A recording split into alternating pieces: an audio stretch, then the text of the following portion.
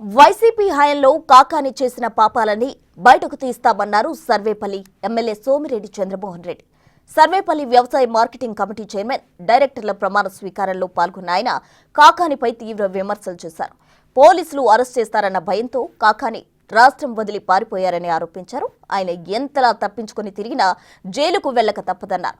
సర్వేపల్లిలో భారీగా భూదోపిడీ చేసి అల్లుడికి కట్టబెట్టారని ఆరోపించారు. గత వైసీపీ ప్రభుత్వం తనపై 18 అక్రమ కేసులు పెట్టినా తాను ఊరు వదిలి పారిపోలేదని తెలిపారు. ఇక్కడ కాకాని, అక్కడ జగన్మోహన్ రెడ్డి పోలీసుల బట్టలు ఊడదీస్తామనడం పోలీసులను కించపరచడమే అని మండిపడ్డారు సోమిరెడ్డి. చెప్పప్పా, నేను పులిని అన్నావు కదప్పా, ఏ కలుగులో దాంతున్నావప్పా.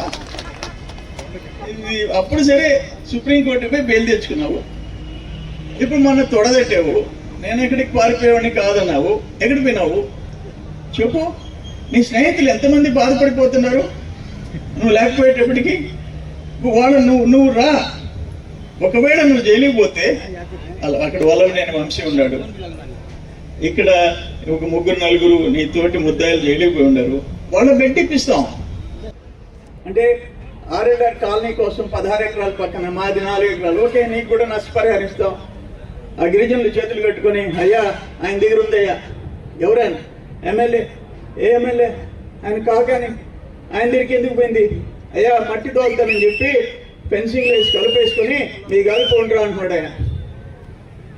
అప్పుడు ఆర్టీఓని, డిఎస్పీని, సర్వేల్ని పంపిస్తే కలెక్టరు 4 ఎకరాల 20 సెంట్లు దాంట్లో తేలితే నెక్స్ట్ డే పోలీసు, డిఎస్పీ మొత్తం రెవెన్యూ అందరికి పగలగొట్టి వాడికి హ్యాండ్ ఓవర్ చేస్తే ఈరోజు ఎంత ఎకరా 7-8 కోట్లు, 30 కోట్లు, 4 ఎకరాల 20 సెంట్లు ఎవరి చేతిలో ఉంది?